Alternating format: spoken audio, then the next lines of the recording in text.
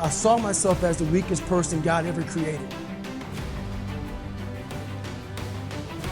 I got called nigger every day of my life growing up, living in a small town. One of the high-ups in the KKK, son, sat behind me in 2 classes, so he called me nigger all the time.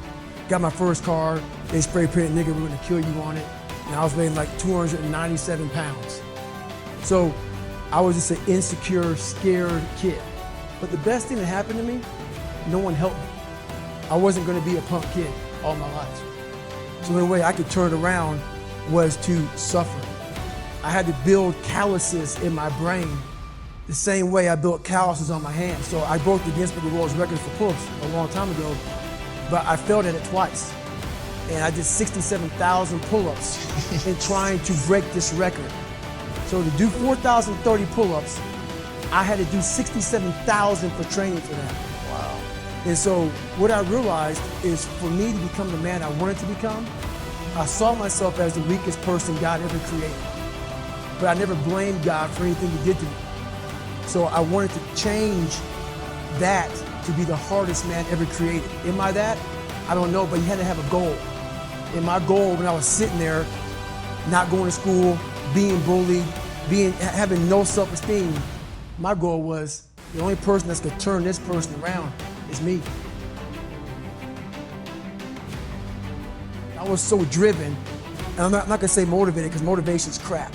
Motivation comes and goes. When you're driven, whatever's in front of you will get destroyed. We live in an external world. Everything is you gotta see it, touch it, it's external.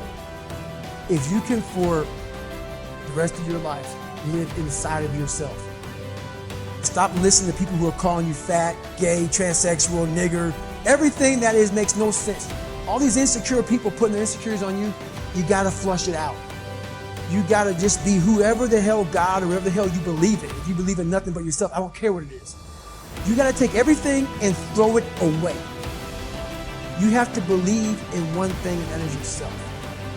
And I'm not saying don't believe in God or what you believe in, but right now, for you to find greatness in yourself, you're not gonna find it by looking in a book or by even hearing me. I may give you the spark, but you've got to go inside yourself to find it. How? That's the question. How are you gonna do that? Thicken your skin, become more of a human being. Don't be afraid of the reflection in the mirror. And that's all you can be afraid of. Once you overcome the reflection in the mirror, on the other side is greatness. That's what people understand. By me running, I am callous in my mind. I'm not training for a race. I'm training for life. I'm training for the time when I get that 2 o'clock in the morning call that my mom is dead or something happens tragic in life. I don't fall apart. I'm training my mind and my body and my spirit so it's all one, so I can handle what life is gonna throw at me. Because the life I've lived, it throws a whole bunch at you. And if you're not physically and mentally prepared for that, you're just gonna crumble and you're good for nobody. In times of suffering, what we do is we forget how hard we really are. Because that's what suffering is. Suffering is a test, that's all it is. Suffering is the true test of life. The beauty is remembering this young, dumb, what people call nigger, is now where I'm at today. And that is, when you finally get to that point for me, it's forever lasting peace. Greatness isn't running 200 miles at a time or doing 4,000 pull-ups or being a SEAL. Greatness is whatever the hell you dreamed of in your own mind. You gotta first see it. You gotta first create this vision in your mind. And then that's when I come into play. Once you create this vision in your mind, it's how am I gonna get there? We are all great. No matter if you think you're dumb, no matter if you think you're fat, no matter if you are fat, no matter if you've been bullied, or no matter if you just got back from Iraq or Afghanistan and you have no legs or your arms or whatever, man. We all have greatness. You gotta find the courage.